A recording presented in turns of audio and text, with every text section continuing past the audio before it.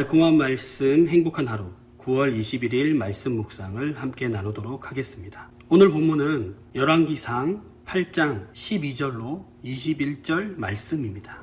그때 솔로몬이 이르되 여호와께서 캄캄한 데 계시겠다 말씀하셨사오나 내가 참으로 주를 위하여 계실 성전을 건축하였사오니 주께서 영원히 계실 처소로소이다. 하고 얼굴을 돌이켜 이스라엘의 온 회중을 위하여 축복하니 그때 이스라엘의 온 회중이 서 있더라. 왕이 이르되 이스라엘의 하나님 여호와를 송축할지로다. 여호와께서 그의 입으로 내 아버지 다윗에게 말씀하신 것을 이제 그의 손으로 이루셨도다 이르시기를 내가 내 백성 이스라엘을 애굽에서 인도하여 낸 날부터 내 이름을 둘 만한 집을 건축하기 위하여 이스라엘 모든 지파 가운데에서 아무 성읍도 택하지 아니하고 다만 다윗을 택하여 내 백성 이스라엘을 다스리게 하였노라 하신지라. 내 아버지 다윗이 이스라엘의 하나님 여호와의 이름을 위하여 성전을 건축할 마음이 있었더니 여호와께서 내 아버지 다윗에게 이르시되 내가 내 이름을 위하여 성전을 건축할 마음이 있으니 이 마음이 내게 있는 것이 좋도다. 그러나 너는 그 성전을 건축하지 못할 것이요 내 몸에서 낳을 내 아들 그가 내 이름을 위하여 성전을 건축하리라 하시더니 이제 여호와께서 말씀하신 대로 이루시도다. 내가 여호와께서 말씀하신 대로 내 아버지 다윗을 이어서 일어나 이스라엘의 왕위에 앉고 이스라엘의 하나님 여호와의 이름을 위하여 성전을 건축하고 내가 또 그곳에 우리 조상들을 애굽 땅에서 인도하여 내실 때에 그들과 세우신 바 여호와의 언약을 넣은 궤를 위하여 한 처소를 설치하였노라. 아멘.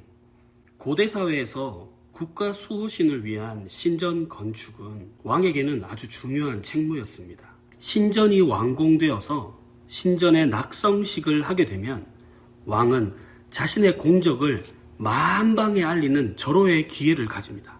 자신의 통치 기간에 이런 위대한 업적을 세웠으니 어깨를 으쓱대며 대단한 일을 하였다는 듯이 알리기 마련입니다. 그런데 오늘 성전 건축 후에 솔로몬 왕에게는 당시 왕들이 보였던 그런 태도는 보이지 않습니다. 솔로몬 왕은 누구보다도 성전이 위대한 성전, 멋진 성전, 이 성전 그 자체가 이스라엘을 보호하는 것이 아니라 성전의 주인이신 하나님이 이스라엘을 보호하시는 분이라는 것을 잘 알고 있었습니다. 솔로몬은 성전을 완공하고 하나님께 성전을 봉헌하여 드리면서 이렇게 고백합니다. 12절 13절에 주여 주께서는 캄캄한 구름 가운데 계실 것이라고 말씀하셨습니다. 그러나 이제 제가 주를 위해 이렇게 웅장한 집을 지었사오니 이곳에 영원히 거하소서. 그리고 성전 앞에 서 있는 이스라엘 백성들을 바라보고 그들을 주님의 이름으로 축복하면서 그들에게 연설합니다. 15절부터 21절입니다. 이스라엘의 하나님 주를 찬양합니다. 주께서는 나의 아버지 다윗 왕에게 약속하신 일을 이제 그의 손으로 친히 이루어 주셨습니다. 주님께서는 일찍이 말씀하셨습니다. 내가 내 백성 이스라엘을 이집트에서 이끌어낸 날부터 지금까지 나는 나를 경배할 성전을 짓도록 이스라엘의 모든 지파 중에서 어떤 성읍도 지목한 적이 없다. 다만 나는 다윗을 택하여서 내 백성 이스라엘을 다스릴 통치자로 삼았다. 그리하여 나의 아버지 다윗 왕께서는 이스라엘의 하나님 주께 성전을 지어 드리려고 작정했습니다. 그러나 주께서 원치 않으셨습니다. 네가 나를 위하여 성전을 짓겠다고 결심했으니 참으로 기쁜 일이다. 그러나 내 성전을 지을 사람은 네가 아니라 내 몸에서 태어날 너의 아들이다. 주께서 말씀하신 대로 마침내 주께서는 그 약속을 이루어 주셨습니다. 저는 다윗 왕의 아들로 태어나 이스라엘의 왕이 되었고 이스라엘의 하나님 주께 경배할 수 있도록 이렇게 성전을 지었습니다. 주께서는 우리 조상을 이집트에서 이끌어내신 후 그들과 언약을 맺으셨는데 오늘 우리는 그 언약이 들어있는 언약궤를 이 성전에 모시게 되었습니다. 솔로몬 왕은 성전의 진정한 주인이신 하나님께서 이 성전에 임재하시기를 바라는 마음으로 성전을 향해서 주께서 계실 처소라고 선언합니다. 당시 고대 근동 지역에 이방신을 모시는 그러한 신전은 아주 크고 크고 웅장했습니다. 그래야 자신의 공적이 더 커지니까요. 그래야 그 정성을 보고 나라의 수호신이 그 나라를 더 잘 보살필 것 아닙니까? 성전의 규모는 상관이 없습니다. 그 성전의 주인이신 하나님이 계시냐? 계시지 않냐? 그것이 문제인 거죠. 솔로몬 왕은 성전을 완공한 후에 하나님께서 다윗 왕에게 약속하신 것을 이루시기 위해서 친히 자신의 손으로 이 일을 직접 이루신 것이라고 선언합니다. 하나님께서는 성전을 건축하고자 하는 다윗의 진심은 받으셨지만 끝내 허락하지 않으시고 아들 솔로몬에게 이 일을 맡기셨습니다. 다윗은 성전 건축을 준비하는 역할을, 아들인 솔로몬은 건축을 시공하여 완공하는 역할을 맡아서 그 사명을 잘 감당했습니다.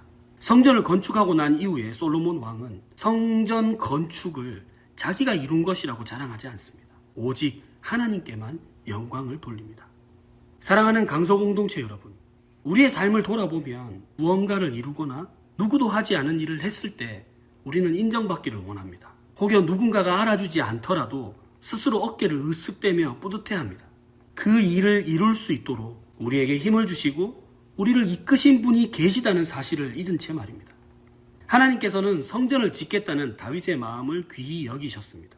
그래서 성전을 짓겠다는 다윗에게는 성전 건축을 준비할 수 있는 사명을 주셨고 그의 아들에게 성전을 짓는 사명을 주겠다고 하셨습니다. 다윗은 빡빡 우기면서 성전 건축을 하지 않았습니다. 주님의 뜻을 따라 성전 자재들을 신실하게 준비합니다. 그리고 그 약속을 믿음으로 받은 솔로몬 역시도 아버지 다윗이 준비한 건축 자재들을 사용하여서 하나님이 말씀하신 모양대로 성전을 시공하고 완공했습니다. 각자의 사명대로 하나님께 쓰임을 받았습니다. 오늘 본문에서 솔로몬은 성전을 완공한 후 성전 봉헌식에서 그는 그 자신을 높이기보다 주님께만 영광을 돌립니다. 이 솔로몬의 고백이 우리의 고백이 되는 하루가 되시기를 축복합니다. 우리 이렇게 선포합시다. 그 약속을 이루신 주님의 신실하심을 찬양합니다. 주님이 하셨습니다.